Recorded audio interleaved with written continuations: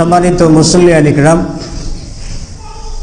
যাবতীয় প্রশংসা, যাবতীয় তারিফ, যাবতীয় গুণগান সেই মহান রব্বুল আলামিনের জন্য, যে মহান রব্বুল আলামিন প্রতি জুমার মতো আজকেও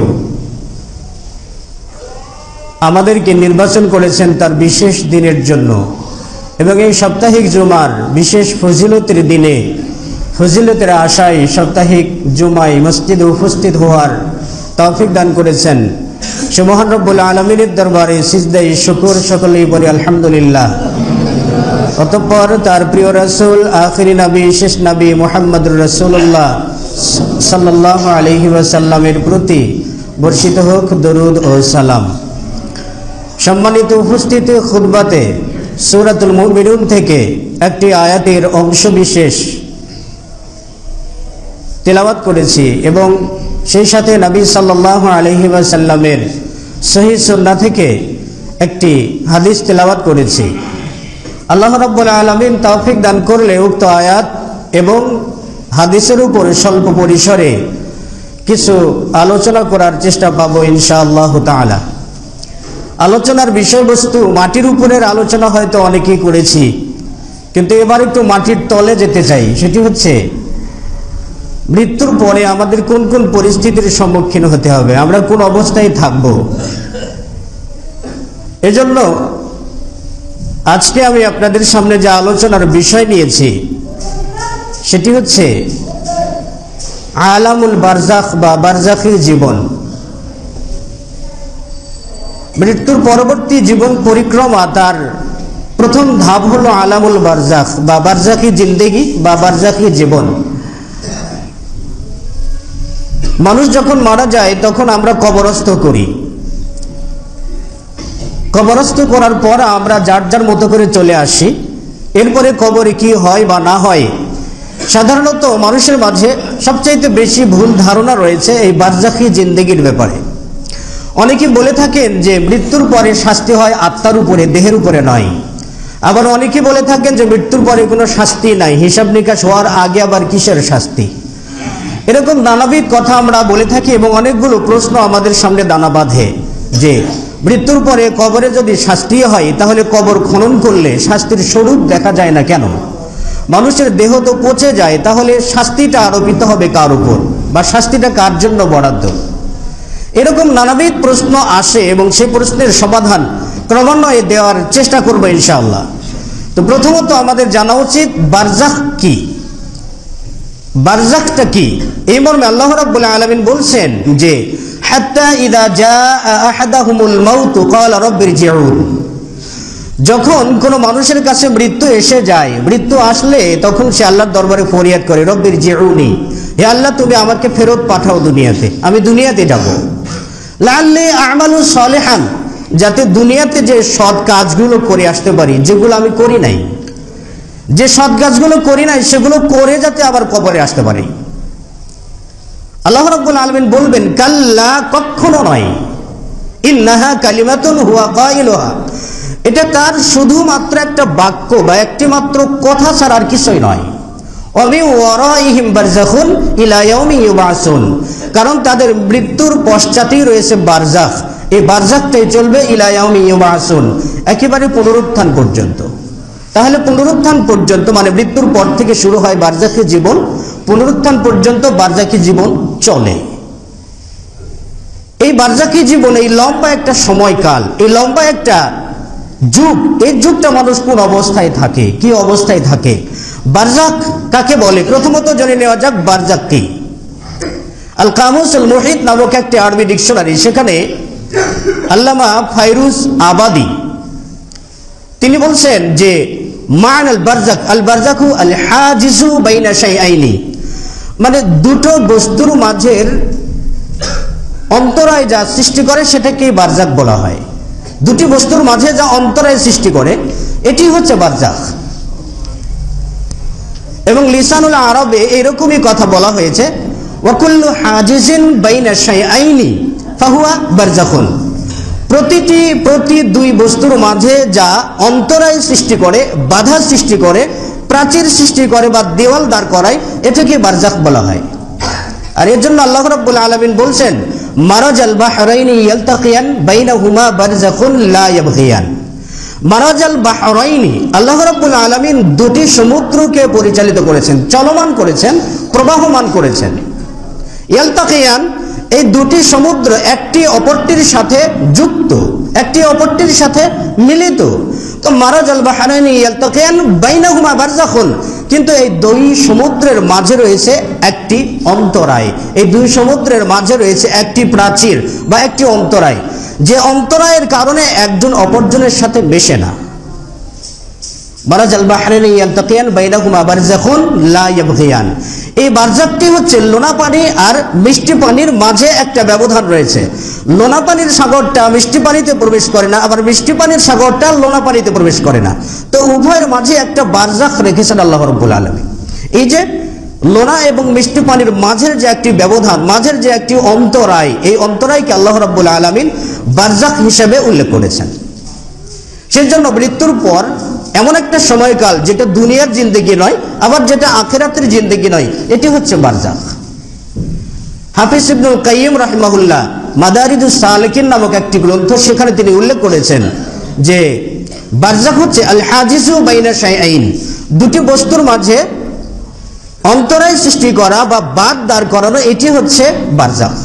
এবং তিনি বলছেন যে কামা জাআলাল্লাহু সুবহানাহু ওয়া তাআলা কামা জাআলাল্লাহু সুবহানাহু ওয়া তাআলা বাইনাল হালালি ওয়াল হারামি আশ-শুবহাতু হুয়াল বারজাখ।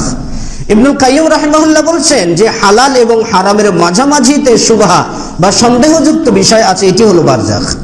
যেমন আল্লাহ রাব্বুল আলামিন, আল্লাহ রাসূল সাল্লাল্লাহু আলাইহি ওয়াসাল্লাম বলছেন ইন্নাল হালালা বাইয়িনুন ওয়া ইন্নাল হারামা বাইয়িনুন, নিশ্চয়ই হালাল স্পষ্ট, হারাম যেগুলো সেগুলো স্পষ্ট। বাইনাহুমা উমুরুন মুশতাবিহাতুন, হালাল এবং হারামের মাঝে এমন কতকগুলো বিষয় আছে যেগুলো সন্দেহযুক্ত, যেগুলো সন্দেহযুক্ত, স্পষ্টত হারামও নয় আবার স্পষ্টত হালালও নয়, এগুলো হচ্ছে উমুরুন মুশতাবিহা, সন্দেহযুক্ত বিষয়। আল্লাহ রাসূল বললেন মান ওয়াকাআ ফি শুবহা, যে ব্যক্তি সন্দেহযুক্ত বস্তু গ্রহণ করলো, ওয়াকাআ ফিল হারাম, সে হারামে পতিত হলো। এই হাদিসটিকে সামনে নিয়ে এসে হাফিজ ইবনুল কাইয়িম রাহিমাহুল্লাহ বলছেন ওয়াশ-শুবহাতু বারযাখুন বাইনাল হালালি ওয়াল হারাম, হালাল এবং হারামের মাঝে শুবহাত বা সন্দেহযুক্ত বস্তু যেটা, এটি হলো বারজাখ। এবং তিনি আরো বলছেন যে ওয়াল আরাফাতু বারযাখুন বাইনাল জান্নাতি ওয়ান নার, আরাফাত মানে কিয়ামতের মাঠে যাদের হিসাব নিকাশ হবে, বিচার হবে, যাদের নেকির পাল্লা ভারী হবে তারা জান্নাতে যাবেন, আবার যাদের পাপের পাল্লা ভারী হবে তারা জাহান্নামে যাবে। যাদের পাপ এবং পুণ্যের সব সমান, একেবারেই সমান, কাটায় কাটায় সমান, এরা থাকবে আরাফায়। তো তিনি বলছেন ওয়াল আরাফাতু বারযাখুন বাইনাল জান্নাতি ওয়ান নার, আরাফা নামক জায়গা যেটা কিয়ামতের দিন মানে জান্নাতেও নয় জাহান্নামেও নয়, এটি হচ্ছে বারজাখ। এবং তিনি আরো বলছেন যে কামা জাআলাল্লাহু সুবহানাহু ওয়া তাআলা তুলুআল ফাজরি মা বাইনা তুলুআল ফাজরি ওয়া তুলুআশ শামসি বারযাখুন মিনাল লাইলি ওয়ান নাহারি, এই যে ফজর উদিত হওয়ার পর থেকে নিয়ে সূর্য উদিত হওয়া পর্যন্ত মাঝখানে যতটুকু সময় রয়েছে, এই সময়টুকুর হচ্ছেন বারজাখ, এটি হলো বারজাখ।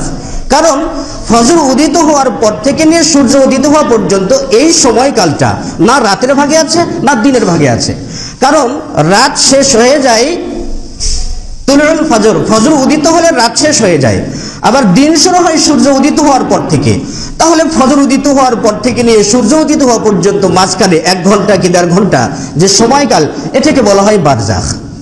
এই বিচারে ওয়াল বারযাখু, হাফিজ ইবনে কাসির রাহিমাহুল্লাহ তিনি বলছেন যে ওয়াল বারযাখু বাইনাদ দুনিয়া ওয়াল আখিরাতি ক্বাবলা আল হাশরি, বারজাখ হচ্ছে দুনিয়া এবং আখিরাতের মাঝামাঝি একটি সময়কাল, যেটা হাসরের পূর্বে সংঘটিত হয়ে থাকে। ফামান মাতা ফাদাখাল আল বারযাখা, যে ব্যক্তি মৃত্যুবরণ করবে সে ব্যক্তি বারজাখে প্রবেশ করবে।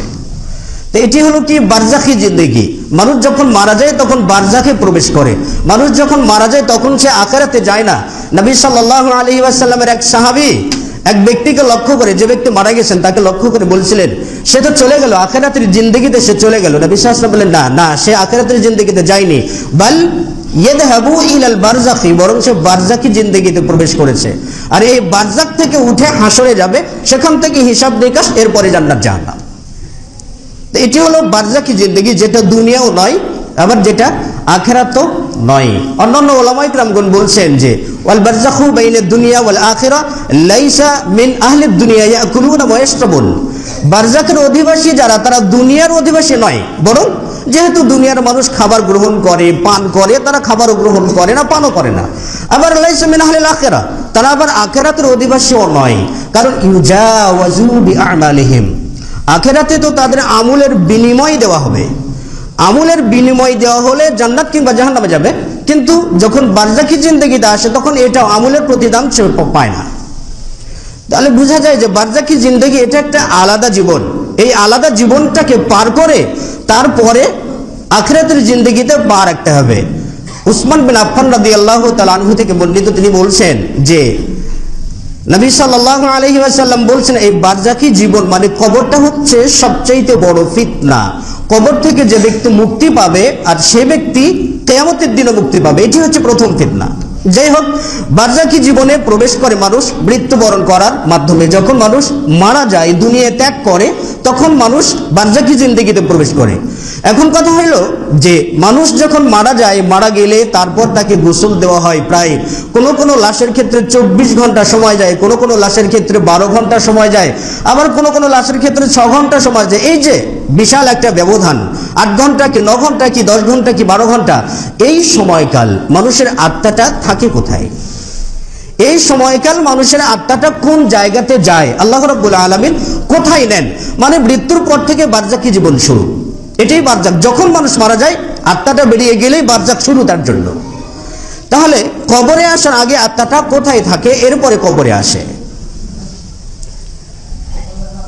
মুসনাদে আহমদে হাদিসটি উল্লেখ করা আছে। বাররা বিন আযিব রাদিয়াল্লাহু তাআলা আনহু থেকে বর্ণিত, তিনি বলেন যে ক্বালা রাসূলুল্লাহ সাল্লাল্লাহু আলাইহি ওয়াসাল্লাম ইন্নাল আবদাল মুমিনা, যখন ঈমানদার বান্দা কানা ফি ইকবালিদ দুনিয়া, কানা ফি ইদবারিদ দুনিয়া ওয়া ইকবালিল আখিরা, যখন কোনো ঈমানদার বান্দা দুনিয়া পরিত্যাগ করে এবং আখিরাতের সামনে যায়, মানে আখিরাত মুখী হয়, মানে যখন মারা যায়, তখন এই সময় মানে মৃত্যুর পূর্ব মুহূর্ত, নাযালাল মালাইকাতু মিনাস সামা, তখন আসমান থেকে একদল ফেরেশতা নাজিল হন। ঈমানদার ব্যক্তি যখন মারা যাওয়ার পূর্ব মুহূর্ত, মানে মারা যাবেন, রূহটা ছেড়ে দেবেন, তখন তার কাছে মালাইকাতু মিনাস সামা বিদুল ওজুহি, এমন ফেরেশতারা আসেন যাদের চেহারাগুলো সাদা ফকফকা, অত্যন্ত সুন্দর।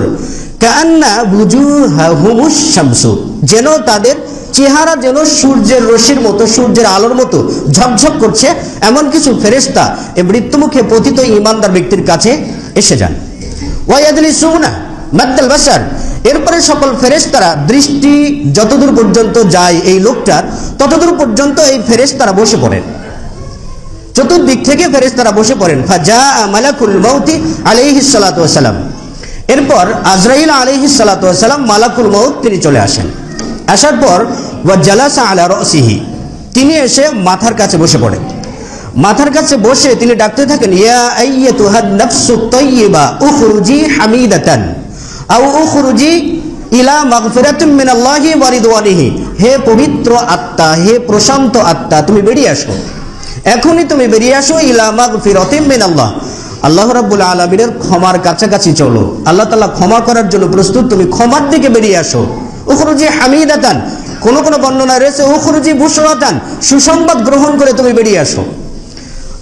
মালাকুল মউত যখন তাকে লক্ষ্য করে বলে, আহ্বান করে বেরিয়ে আসার জন্য, তখন ফাতাখরুজু তাসিলু কামা তাসিলুল কিতরাতু মিন ফিসসাকাই, তখন ঈমানদার ব্যক্তির আত্মাটা আস্তে করে বেরিয়ে আসে। রাসূল সাল্লাল্লাহু আলাইহি ওয়াসাল্লাম উপমা দিলেন, যেমন কোন একটা পানির পাত্রের মুখ থেকে যেমন পানির ফোঁটা টপ টপ টপ টপ করে পড়ে, তেমনি ঈমানদার ব্যক্তির আত্মাটা মালাকুল মউতের ডাকে তৎক্ষণাৎই বেরিয়ে আসে। ফাতাখরুজু তাসিল, অতি সহজে সে বেরিয়ে আসে। যখন মালাকুল মউতের ডাকে বেরিয়ে আসলো আত্মা, তখন তার সঙ্গে যতগুলো ফেরেশতারা রয়েছেন সকলেই মিলে তখন সে আত্মাটাকে গ্রহণ করে নেয়। যে ফেরেশতাগুলো প্রথম এসেছেন, বিয়াদিহি কাফনুম মিন কাফাইনিল জান্নাহ, তাদের হাতে থাকবে জান্নাতি কাফন, ওয়া হানুতুম মিন হানুতিল জান্নাহ, এবং তাদের হাতে থাকবে জান্নাতি চাদর, যে জান্নাতি চাদরের ভিতর থেকে মেশক আম্বরের সুবাস, মেশক আম্বরের সুঘ্রাণ চতুর্দিকে ছড়াতে থাকবে। আর ইমানদার ব্যক্তিকে যখন মালাকুল মউত ডেকে আনবেন, তখন অন্যান্য ফেরেশতারা এই আত্মাকে সাদরে গ্রহণ করবেন। এক মুহূর্তের ভিতরে এই জান্নাতি কাফনে তাকে কাফন দেবেন এবং জান্নাতি চাদরের ভিতরে তাকে রাখবেন। যখন জান্নাতি চাদরে তাকে রাখা হবে, তখন এই রূহ বা আত্মা থেকে সুগন্ধি ছড়াতে থাকবে। এরপর ফায়াসউদুনা ইলা সামা, তারা এই আত্মাটাকে নিয়ে আসমানের দিকে যাবেন। তার মানে মৃত্যুর পরে আত্মার গতি আসমানের দিকে, কবরে নয়। আমরা যাকে মাটিতে রাখি সেটা শুধুমাত্র লাশ বা দেহ, তো আত্মা তৎক্ষণাৎই আল্লাহ রাব্বুল আলামিনের দরবারে যাওয়ার জন্য রেডি। ফায়াসউদুনা, ফেরেশতারা আত্মাকে নিয়ে উপরের দিকে যান, মানে আসমানের দিকে যান। ফাইদা যা ইলা সামাইদ দুনিয়া, যখন আসমানে, প্রথম আসমানে যান, এই যে দুনিয়া থেকে শুরু হলো তাদের ঊর্ধ্বগতি। ফাইদা মাররা আলা মালাকিম মিনাল মালাইকা, যখনই তারা এই পবিত্র আত্মাকে নিয়ে কোন ফেরেশতা দলের পাশ দিয়ে অতিক্রম করেন, তখন সেই ফেরেশতার দলে তাকে জিজ্ঞাসা করে, মারহাবান বিনাফসে তাইয়্যিব, পবিত্র আত্মার জন্য সুখবর, শুভেচ্ছা, স্বাগতম। এই আত্মা, এই লোকটার নাম কি? তখন যারা এই আত্মা বহন করে নিয়ে যাচ্ছেন তারা বলে, ফুলান ইবনে ফুলান, এই লোকটা তো অমুক বিন অমুক, অমুকের ছেলে অমুক, এইরকম করে তার সুন্দর নাম থেকে বর্ণনা করা হয়। তখন তারা অভিবাদন জানান, মারহাবান বিত-তাইয়্যিব, মারহাবান বিনাফসে তাইয়্যিব, এরকম করে অভিবাদন জানাতে থাকেন। শুভেচ্ছা স্বাগতম গ্রহণ করতে করতে এই আত্মা প্রথম আসমানে চলে যায়। যখন প্রথম আসমানে যায়, ফায়ুস্তাফতাহুন, ফেরেশতারা এই আসমানের দরজা খোলার জন্য অনুরোধ করেন। তখন প্রথম আসমানের দরজাটা খুলে দেওয়া হয়, খুলে দিয়ে বলা হয়, মান হাযা রাজুল, এই লোকটাকে, কাকে আপনারা এনেছেন, এই লোকটাকে? তখন তারা বলা হয় যে অমুক বিন অমুক, তাকে সুন্দর পরিচয় করে দেওয়া হয়। ইমানদার ব্যক্তি, পরহেজগার ব্যক্তি, তাকওয়াবান ব্যক্তি, কি মুজাহিদ ব্যক্তি, হরেক রকমের সিফাত বা গুণাবলী তাদের সামনে বলা হয়। তখন তারা তাকে শুভেচ্ছা স্বাগতম জানান। তারা বলে থাকেন, মারহাবান বিন নাফসি তাইয়্যিব ওয়া মিন জাসাদিত তাইয়্যিব, শুভেচ্ছা স্বাগতম সেই আত্মাকে এবং সেই বডিকে, যে বডির ভিতরে এই আত্মাটা ছিল। এরপরে প্রথম আসমান অতিক্রম করে একটা, দুটা, তিনটা, চারটা, পাঁচটা, ছয়টা, সাতটা, একেবারে হাত্তা ইয়াজিউ সাবা সাবি'আ, মানে সপ্তম আসমানে যখন উঠে যায়, আল্লাহ রাব্বুল আলামিনের সামনে যে আসমানে আল্লাহ রাব্বুল আলামিন রয়েছেন, আরশে আজমে এই আত্মাটা পৌঁছে যায়। তখন আল্লাহ রাব্বুল আলামিন ওই ফেরেশতাদেরকে ঘোষণা করে বলে দেন যে, তোমরা কি করো, উকতুবু কিতাবা হাদান নফস, তোমরা এই আত্মার, মানে এই লোকটার আমল নামাগুলো ইল্লিয়িন নামক পাণ্ডুলিপিতে লিপিবদ্ধ করে রাখো। ইল্লিয়িন এটা এমন একটা জায়গা, যে জায়গাতে ইমানদার ব্যক্তির আমল নামাগুলো থাকে। যেমন কোন একটা প্রতিষ্ঠান যখন চলে, তখন প্রতিষ্ঠানে 30 কি 40 কি 50 জন টিচার থাকে, 100 200 কি 300 400 500 ভার্সিটিগুলোতে টিচার থাকে। কিন্তু সকল টিচারের সঙ্গে কি হাজিরা খাতাটা থাকে? থাকে না। হাজিরা খাতাটা এক জায়গায় থাকে, সেই জায়গাতে টিচারের নামটা লেখা থাকে, তিনি কখন এসেছেন, কখন যাবেন, ওই জায়গাতে হাজিরাটা হয়। তো এই যে নফসুল মুতমাইন্না, ইমানদার ব্যক্তির হাজিরাটা হয় কোথায়? ইল্লিয়িন নামক জায়গাতে। আল্লাহ রাব্বুল আলামিন বলেন, ওয়াকতুবু কিতাবা হাদার রাজুল ফি ইল্লিয়িন, এই লোকটার আমল নামাগুলোকে তোমরা ইল্লিয়িন নামক জায়গাতে এই পাণ্ডুলিপিতে লিপিবদ্ধ করে রাখো। সুম্মা, এরপর উইদুহু ইলাল আরদি, অতঃপর এই আত্মাটাকে জমিনের দিকে ফেরত দাও। কারণ ফাইন্নী খলাকতুহু মিনহা, কারণ আমি আত্মাগুলোকে জমিন থেকে সৃষ্টি করেছি। ওয়াফিহা উইদুহু, জমিনেই তাকে ফেরাবো। ওয়ামিনহা নুখরিজুহু তাওরাতান উখরা, এরপর আমি এই আত্মাগুলোকে জমিন থেকে বের করে নিয়ে আসবো আবার দ্বিতীয়বার। আত্মা আরশে আজম পর্যন্ত ঘুরে ফিরে কবরে চলে আসলো ব্যক্তির কাছে, মানে এই বডিটা। যখন বডিটা রাখা হয়, এর মাঝখানের সময়টুকুন আরশে আজম পর্যন্ত ইমানদার ব্যক্তির আত্মাটা ঘোরাফেরা করে। আচ্ছা, বিভিন্ন জায়গায় বিভিন্ন অভিবাদন, বিভিন্ন সুখ স্বাচ্ছন্দ্য, বিভিন্ন কিছু স্বাগতম তারা গ্রহণ করে থাকে। এরপর ফায়াতিহি মালাকানি, কবরে যখন লাশটাকে রাখা হলো, তখন এই কবরে রাখার পরে সুম্মা বুদিআন নাফসু ফি জাসাদিহি, কবরে যে তার এই লাশের ভিতরে, মানে দেহের ভিতরে আত্মাটাকে প্রবেশ করা হয়। আত্মা প্রবেশ করানোর পর এরপর ফায়াতিহি মালাকানি, দুজন ফেরেশতা আসেন। ফাইয়ুজলিসানিহি, এই মৃত ব্যক্তি কবরে যে লাশটা পড়ে আছে, একে উঠে বসায়। আগে আত্মা প্রবেশ, তারপর উঠে বসানো। এরপরে বসানোর পরে তাকে বলা হয়, মান রব্বুক, তোমার রবকে। ইমানদার ব্যক্তি হলে ফায়াকুল রব্বি আল্লাহ, আমার রব হচ্ছেন মহান রব্বুল আলামিন। ফায়াকুলানি লাহু, ওই দুইজন ফেরেশতা আবার তাকে বলে মা দিনুকা, তোমার দিন কি বা তোমার ধর্ম কি? তখন ওই ব্যক্তি বলে দিন আল ইসলাম, আমার দিন তো ইসলাম। তারপরে বলে মান নবিউকা, তোমার নবীকে? তখন এই কবরবাসী বলে নবী মুহাম্মদুর রাসূলুল্লাহ সাল্লাল্লাহু আলাইহি ওয়াসাল্লাম, আমার নবী মুহাম্মদুর রাসূলুল্লাহ সাল্লাল্লাহু আলাইহি ওয়াসাল্লাম। এরপর আল্লাহ রাব্বুল আলামিনের পক্ষ থেকে নির্দেশ জারি করা হয় ফাফরিশু লাহু ফিরাশাল জান্নাহ, তার জন্য জান্নাতের বিছানা বিছিয়ে দাও। কোথায়? কবরে। তার জন্য জান্নাতের বিছানা বিছাও কবরে, ইল্লিয়িনা নয়, কবরে। জান্নাতের বিছানা বিছাও কবরে। ওয়া আলবিসুহু লিবসাতাল জান্নাহ, তাকে জান্নাতি পোশাকটাও পরিধান করে দাও। পোশাক পরিধান করার পরে তাকে বলা হয় নাম সলিহাতান। অপর বর্ণনায় রয়েছে নাম কানাউমাতিল উরুস, ঘুমাও যেমন তুমি বাসর রাত্রিতে ঘুমিয়েছিলে তেমনি আজকে লম্বা চওড়া একটা ঘুম দিয়ে দাও। এই লোকটি, তাকে যখন ঘুমানোর কথা বলা হবে তুম্মা ইয়াতিহি রাজুল হাসানুল ওয়াজহি, এরপর সুন্দর চেহারাধারী একজন ব্যক্তি এই কবরবাসীর কাছে আসবে। হাসানুল ওয়াজহি বিয়াদু সিয়াব, তার পোশাক আশাকগুলো সাদা ধবধবা, সাদা পোশাক পরিহিত অবস্থায় সুন্দর চেহারাধারী একজন ব্যক্তি এসে তাকে সুখবর দেবে আবশিরু বিমা কুনতা তুআদু, যে বিষয়ে তোমাকে প্রতিশ্রুতি দেওয়া হয়েছিল দুনিয়াতে যে ভালো কাজ করলে কি কি পুরস্কার পাবে না পাবে, এই তুমি সুখবরটা গ্রহণ করো। তখন কবরবাসী বলবে মান আনতা, আপনি কে? আপনি কে? ওয়াজহুকাল্লাযী ওয়ুজুহু মিনাল খায়র, তোমার চেহারা দেখে তো মনে হচ্ছে তুমি কল্যাণের চেহারা, তো তুমি কে বলো তো? তখন ওই লোকটা, সাদা পোশাকধারী ব্যক্তিটা তাকে বলবে আনা আমালুকা সালেহ, আমি তোমার সৎকর্ম যেগুলো দুনিয়াতে করেছো, আমি সেই সৎকর্ম আজকে তোমার সামনে উপস্থিত, সুখবর তুমি গ্রহণ করো। তখন সে বলবে নাউম নাওমাতান সালিহাতান, ঘুমাও তুমি সৎকর্মশীলদের মতোই তুমি ঘুমাও। তাহলে প্রথম আত্মা যায় আরশে আজিমের দরবারে, এরপর সেখান থেকে কবরে চলে আসে। আসলে বারজাকি জিন্দেগিতে আত্মা কোথায় থাকবে এ বিষয়টা নির্ণয় করতে একটু সময় লাগবে। তো নবী সাল্লাল্লাহু আলাইহি ওয়াসাল্লাম আরো বলছেন, এর সঙ্গে আরো বর্ণনা রয়েছে ইন কানা কাফিরান আও মুনাফিকান, যদি যে মৃত্যু বরণ করলো সে ব্যক্তিটা যদি মুনাফিক হয়, মুনাফিক যদি মৃত্যুর মুখোমুখি হয়, তাহলে নাযালাল মালাইকাতু সুউল বুজুহি, ফেরেশতারা নাজিল হয় সেখানে, কিন্তু খারাপ চেহারা, কালো কুৎসিত ভয়ঙ্কর চেহারা নিয়ে ফেরেশতারা আসে। ফায়ারলিসুন, অতঃপর তার চতুর্দিকে দৃষ্টি যতদূর যায় এতদূর পর্যন্ত এই বিকট চেহারাধারী ফেরেশতারা বসে পড়ে। এরপরে মালাকুল মউত চলে আসেন। মালাকুল মউত এসে তার মাথার কাছে বসে বলে উখরুজি ইয়া আইয়াতুহান নাফসুল খাবিসা, এই খারাপ আত্মা, এই নোংরা আত্মা তুমি বেরিয়ে আসো। যখন বেরিয়ে আসার নির্দেশ দিবে মালাকুল মউত, তখন ফাতুফাররাকু, তখন এই আত্মাটা দেহের মাথা থেকে পা পর্যন্ত ছটফট করে দৌড়ানি দিতে থাকবে, কোথাও তাকে খুঁজে পাওয়া যাবে না। কিন্তু আজরাইল মানে মালাকুল মউত তিনি ফায়ান্তাজিউহা, এই আত্মাটাকে জোরপূর্বক ছিনিয়ে নেবেন। আর তার চতুর্পাশে যে ফেরেশতারা রয়েছে ইয়াদিহা কাফনুন মিন কাফনিল জান্নাহ, তাদের হাতে থাকবে জাহান্নামী কাফন এবং তাদের হাতে থাকবে দুর্গন্ধযুক্ত কিছু চাদর। এই দুর্গন্ধযুক্ত চাদরে এই খারাপ ব্যক্তির আত্মাটাকে ঢুকানো হবে।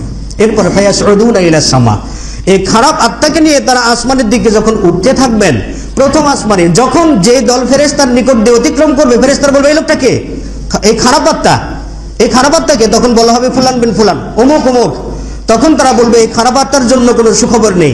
প্রথম আসমান যখন খুলতে চাওয়া হবে, তখন ফেরেশতারা বলবেন এই ব্যক্তির জন্য কখনো কোনো সময়ের জন্য আসমান খোলা হবে না, তার জন্য আসমানের দরজা বন্ধ। ইমানদারের আত্মা আরশে আজিম পর্যন্ত যায়, আর বেঈমানের আত্মা, কাফির বা মুশরিক বা মুনাফিকের আত্মা প্রথম আসমানে যাওয়ার পরে ঝুলন্ত, সেখান থেকে আর উপরে ওঠার কোনো হুকুম নেই। তখন ফেরেশতারা আল্লাহ রাব্বুল আলামিন বলবেন যে ইতরাহ আইয়াতাহান নাফসাতাল খাবিসা, এই খারাপ আত্মাকে ইতরাহিন নাফসাতাল খাবিসাতা, এই খারাপ আত্মাকে নিক্ষেপ করো। তখন এই আসমানের কাছ থেকে, সেখান থেকে এই আত্মাকে জোরে জমিনে নিক্ষেপ করা হবে। এরপরে যখন কবরে প্রবেশ করানো হয় লাশটা, তখন সেই আত্মাটাও কবরে প্রবেশ করবে। এরপর তাকে তুলে বসানো হবে, দুজন ফেরেশতারা তাকে বসাবেন, তাকে বলবেন মান রব্বুকা, তোমার রব কে? সে বলবে লা আদরি, আমি জানি না। বলবে মান নবিউকা, তোমার নবী কে? সে বলবে লা আদরি, আমি জানি না। এরপর বলবে মা দিনুকা, তোমার দিন কি? সে বলবে লা আদরি, আমি কিচ্ছু জানি না। সহিহ বুখারীর বর্ণনায় রয়েছে, ফায়াদরিবু বিমাতারিকিন মিন হাদিদিন, লোহার হাতুড়ি দিয়ে তাকে এমন পিটুনি দেওয়া হবে, একটি পিটুনের কারণে সে ফায়াসিহু সাইহাতান, এত উচ্চ আওয়াজে চিৎকার করতে থাকবে যে সেই চিৎকার জিন এবং ইনসান ছাড়া তার চতুর্পার্শ্বের যতগুলো মাখলুকাত আছে সকলেই শুনতে পাবে। এত বিকট আওয়াজ করতে থাকবে, আর এই শাস্তিটাই তার জন্য কিয়ামত পর্যন্ত বরাদ্দ থাকবে। যাই হোক, তো আরশে আজম পর্যন্ত ঘুরে আসলো ইমানদারের আত্মা, আবার বেঈমানের আত্মা আরশে আজম কেন, প্রথম আসমান ভেদ করার মতো সামর্থ্য তার নেই, কারণ আল্লাহ রাব্বুল আলামিনের পক্ষ থেকে তার জন্য অনুমোদন নেই। তো আত্মা কবরে অলরেডি প্রবেশ করেছে, তো কবরে প্রবেশ করেছে, এখন কবরে কি আত্মাটা চিরস্থায়ী হবে?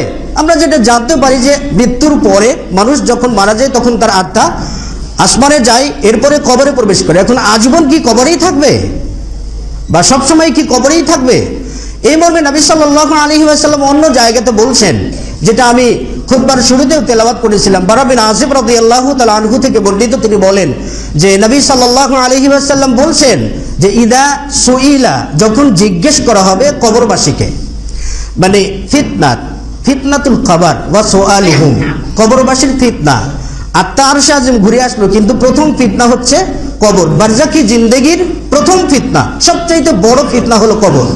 তো এই কবরে সহিহ বুখারীর বর্ণনায় যে ইদা সুইলা ফি কবরিহি, যখন ব্যক্তিকে কবরে যখন জিজ্ঞেস করা হবে, মা হাদার রাজুলুল লাযী বুইসা ফিকুম, এই লোকটাকে, এই লোকটাকে মানে প্রথম রাসূল সাল্লাল্লাহু আলাইহি ওয়াসাল্লামের চেহারা বা রাসূল সাল্লাল্লাহু আলাইহি ওয়াসাল্লামের কিছু তার সামনে উপস্থাপন করা হবে এবং বলা হবে মা হাদার রাজুলুল লাযী বুইসা ফিকুম, এই লোকটাকে, যে লোকটাকে তোমাদের মাঝে প্রেরণ করা হয়েছিল। ইন কানা মুমিনান, যদি সে ঈমানদার হয়ে থাকে তাহলে সে বলবে হুয়া মুহাম্মাদুর রাসূলুল্লাহ সাল্লাল্লাহু আলাইহি ওয়াসাল্লাম, ইনি হচ্ছেন মুহাম্মাদুর রাসূলুল্লাহ সাল্লাল্লাহু আলাইহি ওয়াসাল্লাম, জাআনা বিল বাইয়িনাতি ওয়াল হুদা, তিনি তো প্রমাণ এবং হিদায়াত সহ আমাদের কাছে এসেছিলেন। ফা আমান্না, আমরা তার প্রতি বিশ্বাস স্থাপন করেছিলাম। ওয়াত্তাবা'না, এবং আমরা তার আনুগত্য করেছিলাম। এরপরে বলা হবে আমরা জানতাম তুমি এমন কথাই বলবে, তুমি ঈমানদার এটাই আমরা জানি, সুতরাং তুমি এখন আরামের সহিত ঘুমিয়ে পড়ো। তাহলে ব্যক্তি সেখানে ঘুমিয়ে পড়বে। তাহলে বোঝা যায় যে মানুষ বডি সহ আত্মা কোথায় ঘুমিয়ে পড়ে? কবরে ঘুমিয়ে পড়ে। আচ্ছা, আমরা যখন ঘুমিয়ে পড়ি আত্মা কি দেহের ভিতরে থাকে, নাকি দেহের সঙ্গে আত্মার একটা লিয়াজু থাকে, একটা সম্পৃক্ততা থাকে, একটা সম্পর্ক থাকে? কিন্তু মানুষ যখন মারা যায় তখন আত্মাটা একেবারেই চলে যায়, যার সঙ্গে দেহের কোনো সম্পর্ক থাকে না। এরকম আরো অনেকগুলো কয়েকটা হাদিস এসেছে যে যখন জিজ্ঞেস করা হবে ঈমানদার ব্যক্তি জবাব দিতে পারলে তার সুখ স্বাচ্ছন্দ্য মানে জান্নাতের বিছানা তার জন্য বিছিয়ে দেওয়া হবে। কিন্তু ব্যক্তি যদি খারাপ হয়, এমনকি জবাব দিতে পারলে তাকে বলা হবে উনজুর মাকআদাকা মিনান নার, দেখো জাহান্নামে তোমার জায়গা, দেখো ওই জায়গাটা তোমার জন্য বরাদ্দ ছিল। কদ আবদালাকাল্লাহু সুবহানাহু ওয়া তাআলা, জাহান্নামের ওই জায়গাটাকে আল্লাহ তাআলা পরিবর্তন করে তোমার জায়গাটা জান্নাত করেছেন তোমার ভালো কাজের জন্য। কিছু কিছু ব্যক্তিরা আমরা বলি যে জান্নাতে যাব কি জাহান্নামে যাব, এটা তো 50,000 বছর আগেই লেখা আছে। তো যেহেতু 50,000 বছর আগেই লেখা আছে, সুতরাং এরকম আমালিয়াত করে কি লাভ হবে? আমল করলেও জান্নাতে যাব, আমল না করলেও জাহান্নামে যাব। মানে ভাগ্য সম্পর্কে, তাকদীর সম্পর্কে, যেটা সম্পূর্ণ ভুল ধারণা। সৃষ্টিকুলের 50,000 বছর আগে আল্লাহ রাব্বুল আলামিন মাকাদির লিখেছেন, তাকদীর লিখেছেন। এই তাকদীরটা সামগ্রিক তাকদীর লিখেছেন, সামগ্রিক তাকদীরটা লিখেছেন। এরপরে লাইলাতুল কদরের রাত্রিতে নবায়ন করে বছরের খরচা বা বছরের কিছু নির্ধারণ করা হয়। এরপরে প্রতিদিনে বৃহস্পতিবার এবং সোমবারে এই সাপ্তাহিক কিছু লিপিবদ্ধ করা হয়। আমরা জানি যে বাৎসরিক একটা বাজেট সরকার প্রণয়ন করে, তো বাৎসরিক একটা বাজেট প্রণয়ন করে কি শেষ? তাহলে তো মন্ত্রীর কাজ শুধু বছরে একদিন, অর্থমন্ত্রীর কাজ শুধু বছরে একদিন, 8 দিনগুলো কি করেন?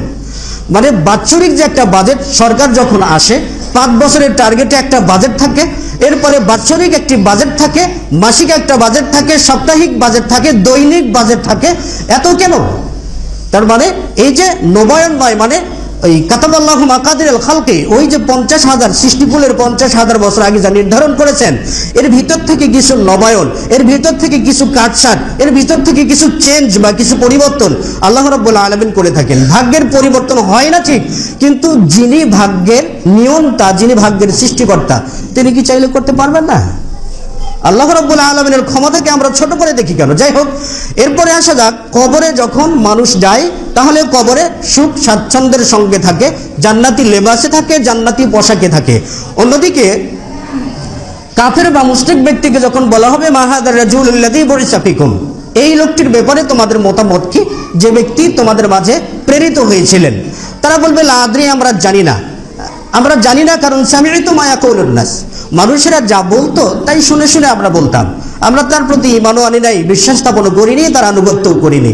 এরপর তার জন্য জাহান্নামের দরজা খুলে যাবে, জাহান্নামের পোশাক পরিধান করানো হবে, জাহান্নামের বিছানা বিছানো হবে, মানে জাহান্নামের সব কিছু দিয়ে সে কবরে থাকবে। এর থেকে বোঝা যায় যে কবরে শাস্তিও রয়েছে, কবরে সুখও রয়েছে। আবু হুরায়রার বর্ণনায় রয়েছে নবী সাল্লাল্লাহু আলাইহি ওয়াসাল্লাম একবার মাররান নবী সাল্লাল্লাহু আলাইহি ওয়াসাল্লাম আলা খামসাতি মাকাবির, আল্লাহ রাসূল একবার পাঁচটি কি 6টি কবরস্থানের নিকট দিয়ে একটু অতিক্রম করলেন, মানে যে জায়গাতে 5 কিংবা 6টি কবরস্থান রয়েছে সেখানে যখন গেলেন তখন সাহাবায়ে কেরামগণ বলছেন আমরা আল্লাহ রাসূলের পিছনে পড়েছিলাম, তিনি আমাদের আগে গিয়েছেন। তো আমরা যখন আল্লাহ রাসূলের কাছে গেলাম তখন নবী সাল্লাল্লাহু আলাইহি ওয়াসাল্লাম বললেন ইস্তাগফিরু, তোমরা ক্ষমা প্রার্থনা করো, মিন ফিতনাতিল কবর, এই কবরের ফিতনা থেকে তোমরা আশ্রয় চাও। এরপরে সাহাবায়ে কেরামগণ বলছেন যে নাস্তাগফিরু, আমরাও ক্ষমা প্রার্থনা করলাম আল্লাহ রাব্বুল আলামিনের কাছে কবরের ফিতনা থেকে। এরপর আল্লাহ রাসূল বললেন ইস্তাগফিরু, তোমরা আল্লাহর কাছে ক্ষমা প্রার্থনা করো দাজ্জালের ফিতনা থেকে। এরকম বিভিন্ন ফিতনা থেকে তাদেরকে আশ্রয় গ্রহণ করতে বললেন। প্রথম বললেন কবরের ফিতনা, তার মানে কবরের শাস্তি থেকে আশ্রয় গ্রহণ করতে প্রথমেই বললেন।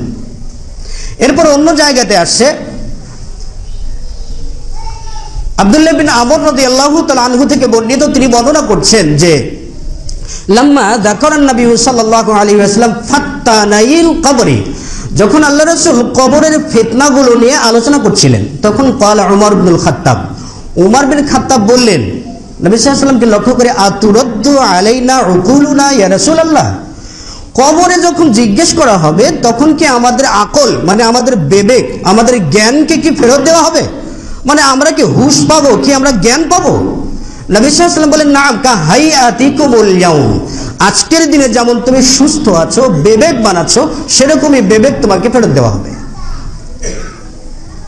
অন্য জায়গায় আছে আল্লাহ রাসূল সাল্লাল্লাহু আলাইহি ওয়াসাল্লাম বলছেন ইস্তাগফিরু লিইখওয়ানিকুম, কবরে এক ব্যক্তিকে মাটি দেওয়ার পরে নবী সাল্লাল্লাহু আলাইহি ওয়াসাল্লাম বললেন ইস্তাগফিরু লিইখওয়ানিকুম, তোমরা তোমাদের ভাইয়ের জন্য ক্ষমা প্রার্থনা করো। বিত তাসবিত, কবরের যে জিজ্ঞাসা সেই জিজ্ঞেসগুলোর জবাব যেন সে দিতে পারে, এর জন্য তার জন্য তোমরা ক্ষমা প্রার্থনা করো, আল্লাহর কাছে চাও যাতে সে কবরের জবাবগুলো ঠিকঠাকভাবে দিতে পারে। আর এর জন্য আল্লাহ রাব্বুল আলামিন বলছেন ইউথাব্বিতুল্লাহুল্লাযীনা আমানু বিল কওলি সাবিতি ফিল হায়াতিদ দুনিয়া, তাহলে কবরে সওয়াল জবাব হবে, এই জবাবের ভিত্তিতে একজন ব্যক্তির কবর জান্নাতের বাগিচা হতে পারে, আবার আরেকজন ব্যক্তির কবরটা জাহান্নামের আংড়া হতে পারে। এখন কথা হলো, যখন আমরা কবরে যদি শাস্তি হয় বা কবরে যদি নিয়ামত থাকে, কবরেই যদি শাস্তি হয় শুধু আত্মার উপরে নয়, তাহলে আমরা কবর খুললে দেখি না কেন?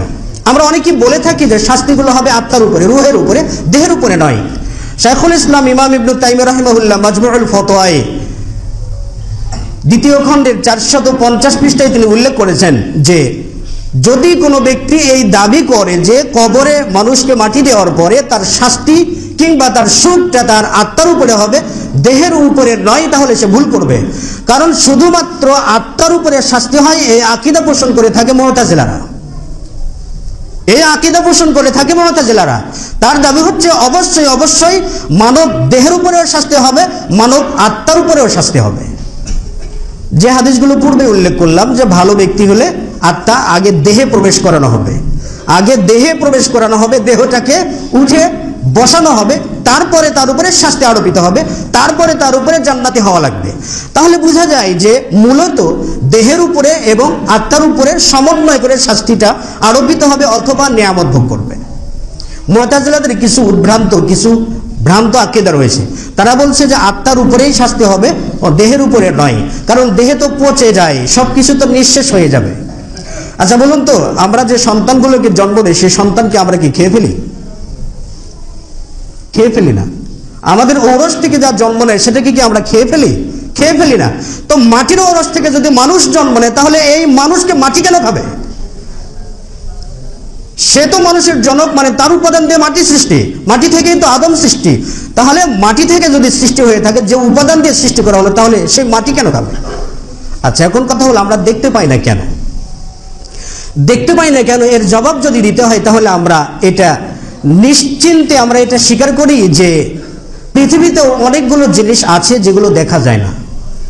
পৃথিবীতে অনেকগুলো জিনিস আছে যেগুলো দেখা যায় না। যেমন নবী সাল্লাল্লাহু আলাইহি ওয়াসাল্লাম বলছেন যে ইন্না ফিল জাসাদি লামুদগাতান, নিশ্চয়ই প্রত্যেকটা মানব দেহে রয়েছে একটি রক্তপিণ্ড। প্রত্যেকটা মানব দেহে রয়েছে একটি রক্তপিণ্ড। ফাইদা সলাহাত, যখন এই রক্তপিণ্ডটা সুস্থ থাকে, ভালো থাকে, সলাহাতিল জাসাদু কুল্লুহু, তখন তার পুরা দেহটাই ভালো থাকে। ওয়াইদা ফাসাদাত, যখন এই রক্তপিণ্ডটা অসুস্থ হয়ে পড়ে, বেকার হয়ে পড়ে, নির্জীব হয়ে পড়ে, তখন ফাসাদাতিল জাসাদু কুল্লুহু, তখন তার সমগ্র দেহটাই অসুস্থ হয়ে পড়ে। রাসূল সাল্লাল্লাহু আলাইহি ওয়াসাল্লাম বলেন আলা ওয়াহিয়াল কলব, সাবধান, সেটি হলো অন্তর, সেটি হলো অন্তর। তো আমরা যদি বলি যে আমরা কি একে অপরের অন্তরটাকে দেখতে পারি? দেখতে পারি না। পাশাপাশি দুজন বসে থেকে একজনের অন্তরের ভিতরে তুষের আগুনে জ্বলে পুড়ে ছারখার হয়ে যাচ্ছে। দুনিয়ার যত টেনশন তার ভিতরে প্রবেশ করেছে, এত টেনশন করে সে কাহিল হয়ে পড়ছে, আর পাশে একজন ব্যক্তি বসে থেকে সে হাসি ঠাট্টায় মেতে আছে। কেন? ওর অন্তরে কি হয় আমরা বুঝতে পারি না, বলতেও পারি না, জানিও না। অন্তরের রূপ কেমন বাহির থেকে আমরা দেখতেও পাই না। তো যেহেতু অন্তরটা দেখা যায় না, তাহলে কি দুনিয়ার কোনো ডাক্তার বলবেন যেহেতু অন্তরটা দেখা যায় না সুতরাং অন্তর বলতে কিছু নেই? কে বলবে? আর কোনো ডাক্তার যদি বলে যেহেতু অন্তর দেখা যায় না তাহলে অন্তর বলতে কিছু নেই, কোনো ডাক্তার যদি বলে, তাহলে আমরা তাকে স্পষ্টতই পাগল বলবো। তো যেমন অন্তরটা দেখা যায় না, তেমনি এই যে বারজাকি জিন্দেগিতে আত্মা কোথায় থাকবেন, কিভাবে শাস্তি হবে, কিভাবে নিয়ামত পাবে, এটা সম্পূর্ণ আলিমুল গায়েব, মানে যিনি সব অদৃশ্যের খবর রাখেন তার জানা। এটা চাইলেও আমরা দেখতে পারবো না, কারণ আমরা মানুষ হিসেবে দুর্বল। এরকম আমাদের মানব দেহে অনেকগুলো জিনিস আছে যেগুলো আমরা নিজেরাই দেখতে পারি না, যেগুলো আমরা নিজেরাই দেখতে পারি না। কারণ মানুষের চোখটাকে যদি উপড়ে ফেলা হয়, উপড়ে ফেললে চোখ যে এই দুনিয়ার সবকিছু দেখে, সেটা কি অন্যজন তার চোখ দিয়ে দেখতে পারবে? পারবে না। মাথার ব্রেনে মানুষ অনেক কিছু মুখস্থ করে রাখে, অনেক কিছু মুখস্থ করে রাখে, অনেক কিছু মুখস্থ করে রাখে। বিসিএস করেন, তারপরে এমবিবিএস, বিসিএস, অনেক কিছু ডিগ্রিধারী হয়ে থাকেন, অনেকগুলো তার মাথায় ব্রেনে ঢুকিয়েছে। কিন্তু মানুষ জবাই করলে ব্রেনের ভিতরে কোথাও কি পাওয়া যাবে এই লোকটার জন্য এমবিবিএস এর ফর্মুলা কি কি আছে? তো তাই বলে কি বলবো না এই জিন্দেগিতে কিছু শিখে নাই? না, কারণ আমরা দেখি না, কিন্তু বিশ্বাসটা করি, এই জায়গা থেকে বিশ্বাস। সুতরাং কবরে যখন মানুষকে নামানো হয় তখন দৈহিকভাবে শাস্তি হয় এবং রূহের উপরেও শাস্তি হয়। কিভাবে করেন, কোন দিক থেকে করেন, সেটা আল্লাহ রাব্বুল আলামিন ভালো জানেন। ইমাম শাফি এবং ইমাম মালিক রাহিমাহুল্লাহ বলছেন আল্লাহ রাব্বুল আলামিন এই কবরবাসীর মাঝে যে রূহ বা যে আত্মাটাকে প্রবেশ করানো হয়, সেটা দুনিয়ার জিন্দেগির রূহ বা দুনিয়ার জিন্দেগির আত্মা নয়, সেটা ভিন্ন কোনো আত্মা। তার যুক্তি হচ্ছে মানুষ যখন জন্মগ্রহণ করে তখন এক আত্মা নিয়ে জন্মগ্রহণ করে। সকল আত্মাই যদি সমান হতো তাহলে মানুষ জন্মের পর থেকে হাডুডু খেলা, ফুটবল খেলা, জিহাদ করা সবকিছু তো জন্মের পর থেকে করতে পারত, কিন্তু জন্মের পর থেকে করতে পারে না। জন্মের পর থেকে তার হাপো বাপো শিখাতে 2-4 বছর লেগে যায়, এরপরে আলিফ বা তাসা শেখে। তার মানে রূহটা এক মাপের নয়, একই অবস্থার নয়। তো দুনিয়াতে যখন আমাদের আত্মা এক সময় শিশু, মানে কিছু বুঝে না, কিচ্ছু বুঝে না, অবং, কিচ্ছু বুঝে না, আবার সেটা বুঝবান হতে হতে আবার পাকনেওয়ালা, পাকতে পাকতে আবার শেষ বয়সে যে আবার নির্বুদ্ধি। তো যখন দুনিয়ার জীবনে যখন এই আত্মার চেঞ্জ, আত্মার পরিবর্তন হয়, আর এই দুনিয়া থেকে যখন আমরা অন্য জগতে চলে যাব তখন কি আত্মার পরিবর্তন হয় না?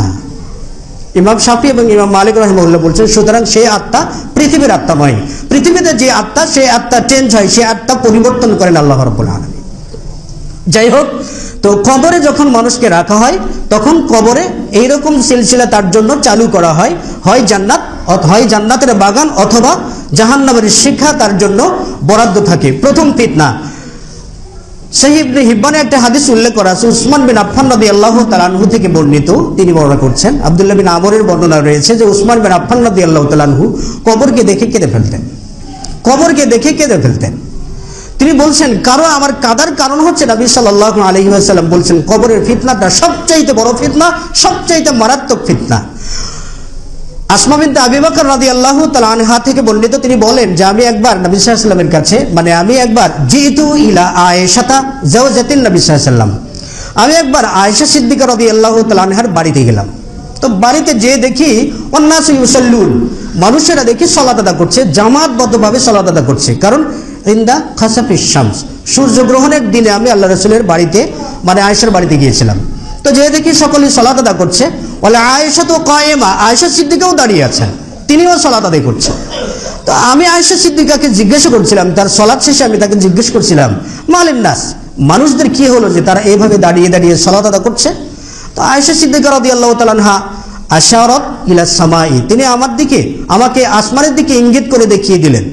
তো আমি যখন আসমানের দিকে, ফাকুমতু ইলা সামা, আমি আসমানের দিকে চোখ তুলে তাকালাম, দেখি হাত্তা তাজাল্লালিল গাশি, দেখি আমার চোখগুলো ঢেকে গেছে, মানে ঝাপসা হয়ে গেছে, সূর্যগ্রহণ লেগেছে, চোখগুলো ঝাপসা হয়ে গেছে। তো আসমা বিনতে আবি বকর রাদিয়াল্লাহু তাআলা আনহা তিনি বলেন যে ফালাম আদাল আসুবুল মা আলা রাসি, আমি স্বাভাবিক পরিস্থিতিতে আসার জন্য আমার মাথার উপরে পানি ঢালছিলাম, এই পানি ঢালা অবিরামভাবে ঢেলে রাখছিলাম। রাসূল সাল্লাল্লাহু আলাইহি ওয়াসাল্লাম যখন সালাত শেষ করলেন, মানে সূর্যগ্রহণের সালাত শেষ করলেন, তখন নবী সাল্লাল্লাহু আলাইহি ওয়াসাল্লাম বললেন, আল্লাহ রাব্বুল আলামিন দুনিয়াতে আমাকে অলৌকিক যাই কিছু দেখিয়েছেন, এই জায়গাতেই দেখিয়েছেন, মানে আমি এই জায়গা থেকে জান্নাত এবং জাহান্নামও দেখতে পেয়েছিলাম।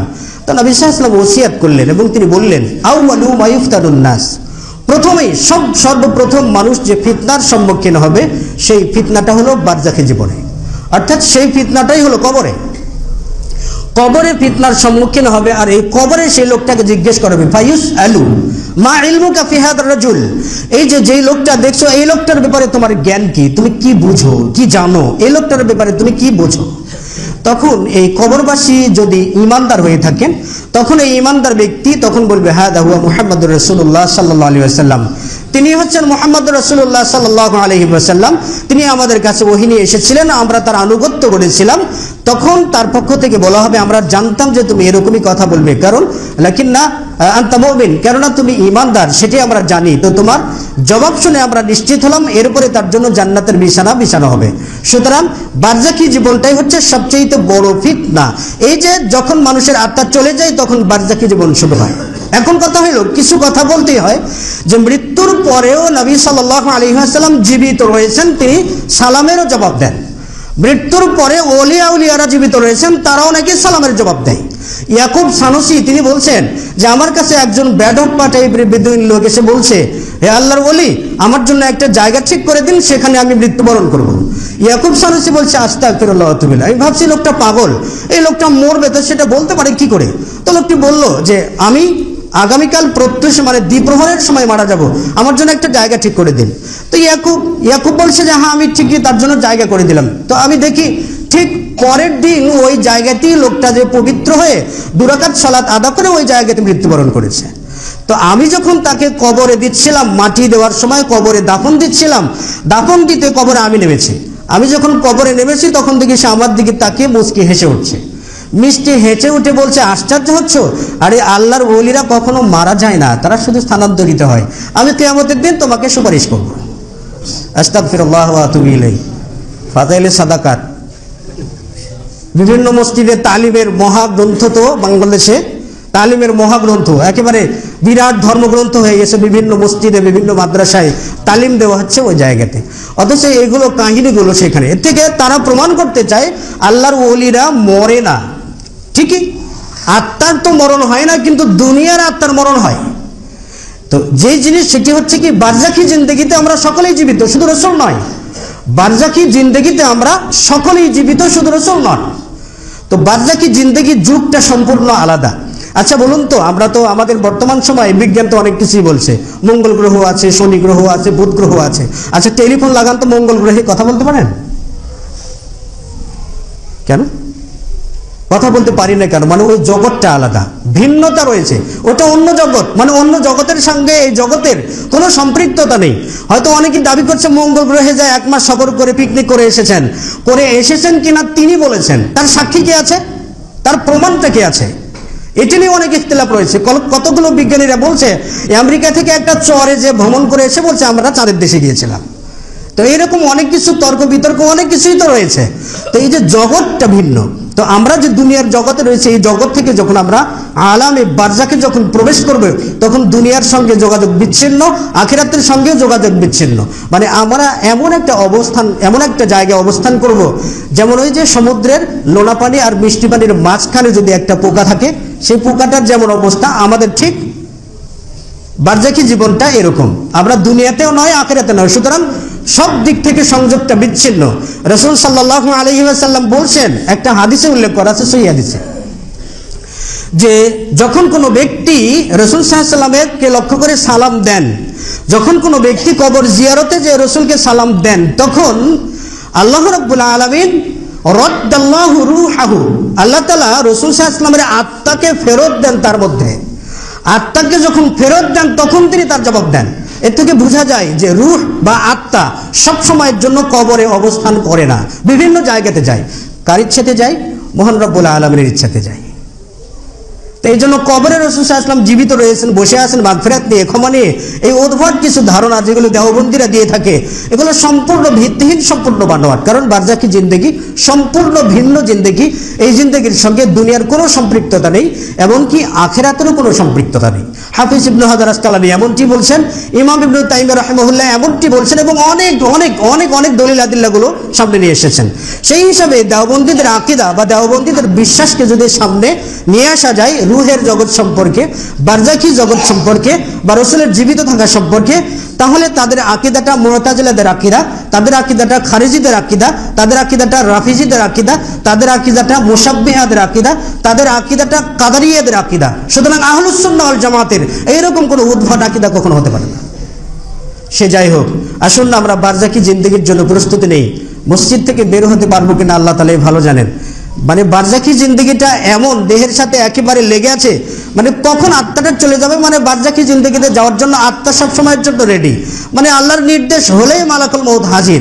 তো আমরা যখন বারজাকি জিন্দেগিতে যাব, আর বারজাকে প্রবেশ করার সাথে সাথেই সবচাইতে বড় ফিতনায় প্রবেশ করতে হবে। কারণ প্রথম ফিতনা, আসমানে প্রবেশ করতে পারবো না যদি ইমানদার না হতে পারি।